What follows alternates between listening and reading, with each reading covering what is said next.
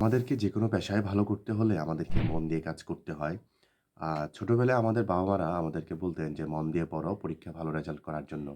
কিন্তু আমরা মন দিয়ে পড়িনি বলে আমাদের আজকে এই দুর্দশা। যদি আমরা মন দিয়ে পড়াশোনা করতাম তাহলে আজকে হয়তো আরো ভালো কিছু করতে পারতাম। তো যাই হোক, যেকোনো পেশায় ভালো কিছু করতে হলে আপনাকে মন দিয়ে কাজ করতে হবে।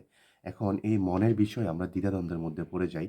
এই মন দেখা যায় না, ধরা যায় না, ছোঁয়া যায় না। এই মনটা থাকে কোথায়? সম্প্রতি এক গবেষণায় দেখা গিয়েছে এই মন ব্রেইনের মধ্যে থাকে।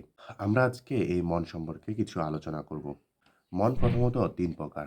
একটা হচ্ছে সচেতন মন, একটা হচ্ছে অবচেতন মন, আরেকটা হচ্ছে অচেতন মন।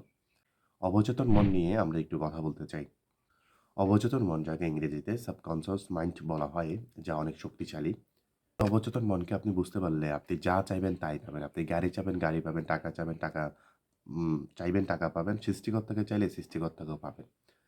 এই অবচেতন মনকে রোবটের সাথে তুলনা করা হয়। রোবটকে আপনি যা প্রোগ্রাম দিবেন সে অনুযায়ী সে কাজ করবে। ধরেন একটা ক্যালকুলেটর এক প্রকার রোবট। আমরা যদি সেখানে ৩০ এবং ২০ যোগ করি সেটা হয় ৫০ এবং আমরা যদি কখনো সেটা যোগ করতে চাই সেটা ৫১ হয়ে যায় বা ৪৯ হয়ে যায়। কারণ মানুষ ভুল করে, রোবট ভুল করে না।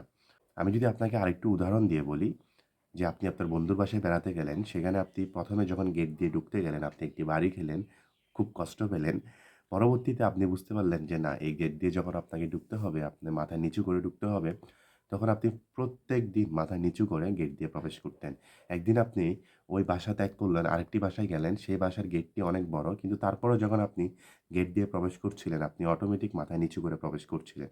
কারণ হচ্ছে আপনার অবচেতন মন এমনভাবে আপনি মনকে সেট করেছেন যে আপনার মন বুঝতে পেরেছে যে গেট দেখলে মাথা নিচু করে ঢুকতে হয়। কিন্তু দেখেন ১ম যে গেটে আপনি প্রবেশ করেছেন সেটি নিচু ছিল বা ছোট ছিল যার কারণে আপনাকে মাথা নিচু করে প্রবেশ করতে হয়েছে।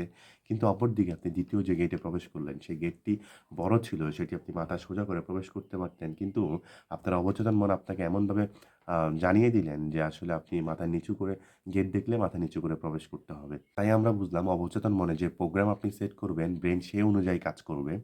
তাহলে আমরা যদি ভালো কিছু সেট করি তাহলে আমাদের ভালো কাজ হবে এবং আমরা যারা সেলসে আছি বা আমরা যারা বিক্রি পেশায় আছি আমাদের অবচেতন মনে যদি বিক্রিটাকে আমরা সেট করতে পারি, প্রোগ্রাম করতে পারি তাহলে আমরা এমনি বিক্রি করতে পারবো। কাজেই আমাদের সবগুলো কাজে আমরা যদি মন দিয়ে কাজ করি তাহলে আমাদের প্রত্যেকটা কাজ সুন্দর এবং সাফল্যমণ্ডিত হবে।